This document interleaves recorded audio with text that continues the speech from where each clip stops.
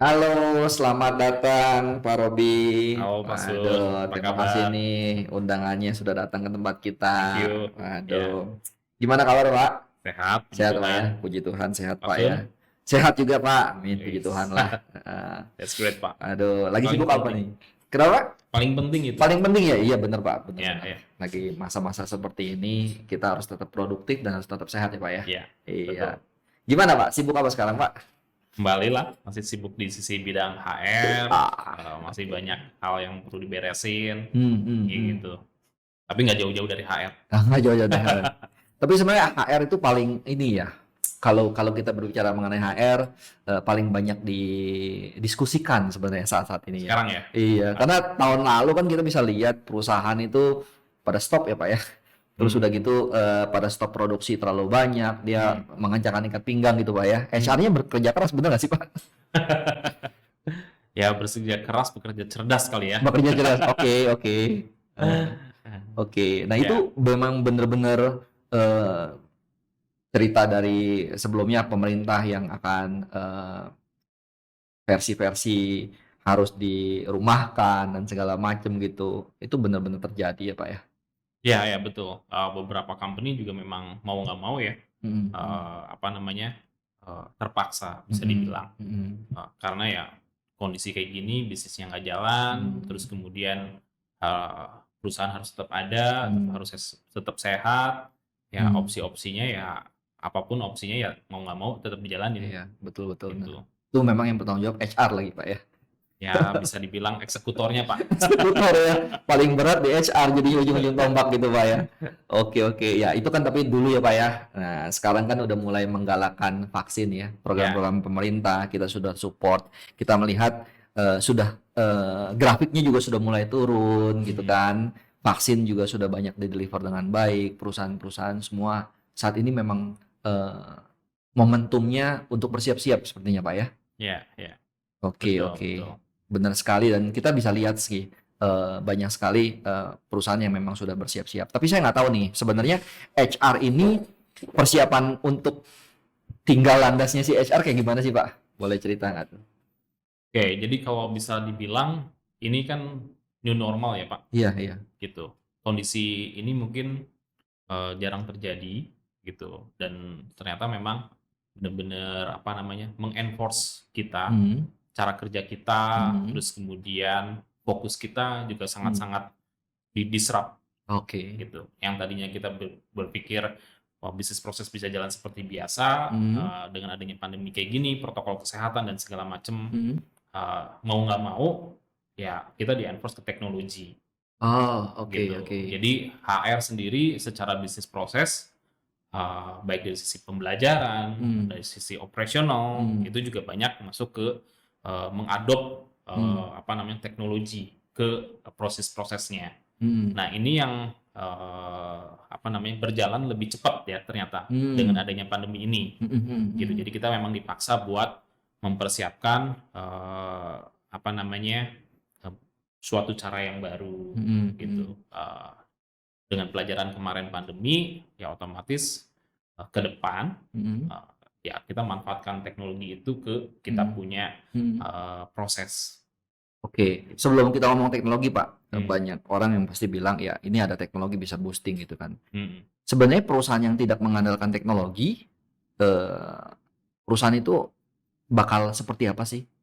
Kalau nggak pakai teknologi, sepenting apa teknologi saat ini gitu ya? Oke, mungkin bisa dibilang gini, Pak, apakah perusahaan itu tetap jalan? Mungkin bisa jalan, Heeh, gitu. Apakah perusahaan itu bisa besar dan bertahan dan besar? mhm. Nah, itu yang perlu dipertanyakan, Pak, Oh, gitu. oke. Kenapa? Karena bisa dibilang sekarang kalau kita masih di konvensional bisnis, Mhm, kita mengandalkan let's say misalkan walk-in customer, mhm, gitu. Ya, sedangkan customer sekarang kan mhm. customer yang pengen serba praktis kan, Oke, gitu. Mereka pengen bisa akses, di mana aja, mhm. kapan aja, sesuai dengan Mmm, kebutuhannya mereka. dan itu terjadi di dunia normal ini? Terjadi. Oke, yang dulu seperti apa dan sekarang ini new normal seperti apa, kira-kira contoh nyatanya kayak gimana sih, Pak? Contoh nyatanya jadi, contoh misalkan di bisnis-bisnis kayak, multi finance lah ya, segala Mhm, macam. Hmm. Saat itu waktu kita pengen butuh pinjaman dan segala macam kan kita harus datang ya Pak ya. Hmm. Kita harus datang ke, misalnya kita mau ambil motor, kita Hmm. harus datang ke dealer, Hmm. terus kemudian kita lihat price listnya, Hmm. kira-kira angsurannya berapa, Iya. gitu. Itu kan kita lihat dari brosur, Iya, pamflet, gitu. betul. Sekarang kan banyak banget yang ternyata perusahaan multi-finance itu udah bisa put simulasi kreditnya Oke. di websitenya dia, dan bahkan punya aplikasi untuk kita submit application credit Hmm. secara online. Nah, itu kan otomatis merubah fokus company yang tadinya memang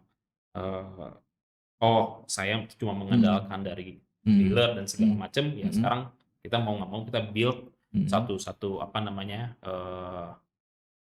digital approach buat si customer itu, digital channel untuk si customer bisa engage ke perusahaan. Oke, berarti dengan adanya new normal seperti ini, perusahaan mengalihkan teknologi. Nah, yang jadi masalah, employee-nya siap nggak nih untuk new teknologi seperti ini? Ini kan HR tanggung jawab kan ya, bener nggak? Iya kan? Culture-nya mereka, terus gayanya mereka belajar tentang masalah teknologi. Nah, kira-kira dari menurut Bapak gimana tuh Pak orang-orangnya, culture-nya itu? Mau nggak mau itu yang memang harus dipersiapkan, gitu. Ya sekarang dengan kondisi kayak gini, ya seperti saya bilang, kita harus mengakselerasi kemampuan karyawan kita minimal ke smartphone, Pak. Oke. Gitu. Cara dia menggunakan aplikasi, cara dia menggunakan alat telekomunikasi, terutama smartphone, mau nggak mau itu kita harus ajarin. Karena sumber informasi sekarang kan bisa dapat dari situ, Pak. Iya, Jadi iya first pastinya. step pertama ya membiasakan orang itu ke teknologi, Oke. gitu. Tapi masalah training-training yang ya let's say kita contoh lah, kan dulu kan training tatap muka ya Pak ya. Nah, sekarang training lewat smartphone. Emang sudah ada gitu Pak? Atau yang implementasi seperti apa? Bapak pernah kebayang kan harapannya? Kalau dibilang sudah ada beberapa, itu justru jadi satu fokus ya Pak. Itu jadi satu fokus perusahaan untuk memindahkan yang tadinya training offline, kumpulin orang, selain memang itu dilarang protokol kesehatan, tapi juga ternyata training-training seperti itu, ya kalau kita bicara tentang efektivitas, ya itu kan bisa dibilang sangat kecil ya Pak dampaknya ya. Iya, betul. Karena rata-rata orang begitu udah selesai kelas, 2-3 hari kadang lupa apa yang sudah diajarin. Udah biasa banget tuh ya. Iya. Betul. Nah ya, yang seperti model seperti itu, pengalaman Bapak nih, sebenarnya ada nggak sih constraint yang kelihatan banget gitu bagi orang yang mengubah konsepnya pelatihan biasa buat karyawan-karyawan ini dirubah nih jadinya dalam bentuk online learning lah, digital learning lah, segala macam gitu. Signifikannya kalau menurut pengalaman Bapak seperti apa sih? Ada 2 keuntungan sebetulnya di situ, Pak. Selain menambah efektivitas pembelajaran, tapi secara organisasi itu menjadi suatu aset, Pak. Gitu. Oke. Banyak perusahaan-perusahaan atau ibaratnya learning department, training department bikin sesi online, silabus hanya paper atau something, kan kadang tercecer tuh Pak. Iya. Nah, Kemana-mana. dokumentasi itu kan jadi berat Pak. Iya, oke. Dengan dia put itu di digital juga, merubah semua materi-materi offline itu ke bisa dibilang ke digital learning, itu jadi satu kapital atau aset buat perusahaan itu sendiri Pak. Iya, knowledge management sendiri lah buat perusahaan itu Pak ya. Oke, tadi itu kan lebih ngelihatnya perspektifnya keuntungan. Sebenarnya semua orang juga tahu ya Pak ya, yang namanya perusahaan yang ingin mengubah konsep dengan new teknologi itu keuntungannya lebih banyak. Tapi kenyataannya kok ternyata nggak banyak perusahaan yang mau mulai dari sekarang gitu atau mulai dari dulu gitu. Pasti ada sesuatu Pak, rintangan atau hambatan bagi perusahaan itu pengen bikin sesuatu. Oke, kalau menurut saya sebetulnya mereka ingin Pak. Oh, ingin. Nggak ada budget mungkin. Atau mungkin cari yang bagus dan murah. Gitu nggak sih? Enggak ya? Pernah dengar fix that fail, Pak? Apa tuh, Pak? Jadi pembetulan yang ternyata salah. Oh, pembetul ya, sengaja dibetul-betulin ya, Pak ya. Ya, itu jadi betul-betulin. Jadi Oke, oke. ya memang secara apa namanya singkat, Mm-mm. ya sudah pembelajaran itu bikin aja kelas. Hmm. Tapi kan ternyata itu tidak menyelesaikan masalah yang sebenarnya, Iya sih. gitu kan. Nah, harus butuh komitmen memang Mm-mm. sama fokus untuk membuat suatu metode pembelajaran yang memang sustain dan long lasting, Pak. Gitu. Ya memang investasinya jadi eh, lebih besar dan mungkin juga nggak langsung dirasakan, Iya, itu dia Pak masalahnya gitu. Pak. Nggak langsung dirasakannya itu yang membuat mungkin para bos-bos itu mikir apa nih buktinya gitu, Ya, ROI-nya betul. gimana gitu kan, Betul. BP-nya seperti apa. Betul. Itu pusing juga kan Pak. Betul, betul. Itu yang memang butuh apa namanya visi yang sama, terus kemudian butuh pemahaman yang sama, biar biaya yang kita keluarkan itu nggak cuma hanya sekedar bikin apa namanya acara dan selesai, gitu. Nah itu yang peran-peran tim-tim HR lah Pak untuk meyakinkan itu. Oh, oke. Plus mungkin kalau Kick Patrick ya udah sampai ada evaluasinya gitu Pak ya. Ya, Oke, betul, harus betul. bisa di-record gitu Pak ya. Oke, menarik sih kalau kayak gitu ya. Saya jadi sempat mikir. Terus itu bagi orang yang memang Bapak bilang tadi perusahaan memang udah mau mengarah sana gitu kan. Nah, mereka lagi udah siap-siap nih. Tapi kalau perusahaan yang sekarang udah mengarah ke sana, udah ada teknologinya gitu kan, udah ada slide-nya, udah di-upload. Kok saya lihat begitu-begitu aja gitu. Apa perusahaan itu memang perlu di-challenge untuk teknologi-teknologi baru? Misalnya, wah sekarang kan industri 4.0 kan Pak ya. Ada AI lah, ada machine learning lah, ada VR lah. Itu sebenarnya bagi perusahaan-perusahaan itu ngefek nggak sih bagi mereka dengan ada teknologi baru Pak? Untuk perusahaan gini Pak, perusahaan itu juga starting point-nya berbeda-beda, Oke. gitu. Jadi ada yang memang dia udah teknologi savvy, ada yang memang belum, gitu. Once mereka mau masuk ke teknologi, ya mungkin nggak bisa bicara dulu tentang VR, nggak bisa bicara tentang blockchain, nggak bisa Oke. bicara dulu tentang yang lainnya, Oke. gitu. Tapi dengan dia mulai mengarah ke sana, sebetulnya itu udah bisa kasih efek besar. Artinya apa? Mereka udah punya mindset untuk bikin suatu bisnis proses yang apa namanya efisien, Iya. gitu. Tapi kalau dibilang efek, ya mau nggak mau kita nggak bisa menolak perubahan Pak, Iya. gitu. Ya itu have to, bukan masalah Buk mau nggak mau. mau nggak mau ya memang harus kerjain ya. Ya. Tapi Jadi mulai dari yang awal-awal terus baru kita bicara tentang teknologi-teknologi baru dan pasti itu juga berefek sebetulnya. Tapi kan sebenarnya teknologi baru itu kan untuk menambah engagement kan sebenarnya ya. Bagi HR sendiri, bagaimana pelatihan itu dideliver dengan baik supaya orang tetap engage. Karena kalau saya lihat nggak semua orang bilang, bukan semua orang yang bilangnya gimana ya Pak ya. Prosesnya adalah mereka memikirkan kalau training offline, ya udah di online aja. As simple as that. Ternyata nggak seperti itu kan. Banyak memerlukan engagement. That's why teknologi comes gitu ya. Ini teknologi comes. Ujung-ujungnya kan sebenarnya bagaimana training yang efektif kan ya Pak ya. Betul. Nah, menurut Pak Robi sendiri training efektif itu kayak gimana sih Pak? Yang tadi Pak Sun sampaikan ya, engagement itu pertama. Kedua, bisa dibilang correlation Pak. Hubungan dengan pekerjaannya dia berhubungan atau tidak. Gitu. Karena kalau misalkan tidak berhubungan dengan pekerjaannya, biasanya orang less engaged. Akan jadi muncul pertanyaan, ngapain saya belajar ini, ngapain saya belajar ini, gitu. Iya. Dipaksa Pak biasanya Pak. Ya, kecuali memang paksa. Dipaksa gitu ya. Oke. Gitu. Tapi memang kalau kita cuma nonton video-video, memang kita bisa belajar sendiri. Tapi sayang kan kadang nggak semua orang punya keinginan untuk belajar sendiri kan. Oke. Gitu. Di organisasi ya wajar. Kadang kita pengen karyawan kita paksa untuk belajar. Karena ya secara perusahaan kita mau lari kemana, ya kita harus bawa tim kita kan Pak. Iya, betul. Gitu. Oke. Kebayang sih ya. Jadi memang training yang efektif itu memang jawabannya engagement ya. Engagement. Iya. Engagement selalu dikorelasikan dengan biaya yang mahal nggak ya? Ya jawabannya tadi Pak Son udah sampein, Heeh. dengan teknologi Oke, gitu. mahal di awal mungkin, tapi Iya. nanti less effort ke depannya di masa depan kali Pak ya. Betul. Oke. Menarik sih ya seperti itu ya. Tapi meyakinkan para HR bahwa, ini sekarang zaman udah berubah nih. New normal, kenormalan baru. Kita nggak boleh dengan cara yang sama menghasilkan harapan yang berbeda gitu kan Pak ya. Iya. Nah, apalagi dengan SOP sekarang kayaknya akan berubah lagi Pak. Bener nggak sih?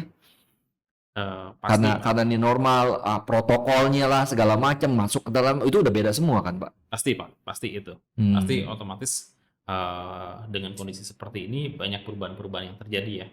Gitu. Belajar pun kan kita sekarang udah sangat batasin kan. Iya, Batasin betul. di Buat kelas dan ketemu, segala macam. ketemu segala macam. That's why makanya sekarang banyak banget juga apa namanya webinar Iya, kayak gitu webinar. kan, yang orang bisa akses gitu. Saat ini memang ya karena memang nggak pernah bisa ketemuan gitu, jadinya webinar. Di tempat Bapak webinar tetap jalan ya Pak ya? Jalan, beberapa juga banyak yang ikut gitu, Mhm. dan kan banyak yang juga gratisan Pak. Iya. Cuma sayangnya kan repot juga ikutin webinar 2 jam, 3 jam, Iya. kadang Iya. kita capek kan Pak. Iya benar. Iya, jadi maksudnya teknologi pun kalau memang overloaded gitu ya, itu juga nggak baik juga kan Pak ya? Betul. Ya memang harus dikombinasikan, ya mungkin through blended or other things gitu bisa memungkinkan Pak. Ini saya dapat insight banyak sih dari Bapak. Ngomong yang simple, ngomong yang singkat ya Pak ya. Tapi Bapak tadi cerita tentang masalah signifikannya dari HR tadi ya, bagaimana HR di dunia normal. Terus ada teknologi, terus ngomong engagement gitu kan. 3 hal ini yang membuat saya jadi merasa bahwa ini leaping point-nya si HR harus mikirin 3 hal gitu. Menurut Bapak itu bisa saya jadikan sum up nggak Pak untuk yang mikro podcast kita ini Pak? Boleh. Menurut saya sih itu sangat related ya Pak, gitu.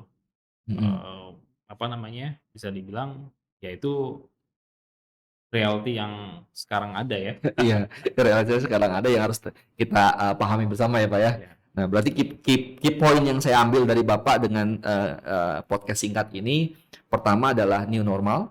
Ya. Nggak boleh kita dengan cara yang bilangnya itu istilahnya kalau Einstein itu nggak boleh mengharapkan hasil yang sama dengan hasil yang berbeda dengan cara yang sama gitu kan. Nah, itu balik-balik Pak, maklum Pak. Yang kedua tentang bagaimana teknologi dapat membantu kita ya, mengenhance dan membooster pekerjaan-pekerjaan kita. Dan yang ketiga yang kita ada engagement karena berhubungan dengan people ya Pak ya. Gitu. Oke.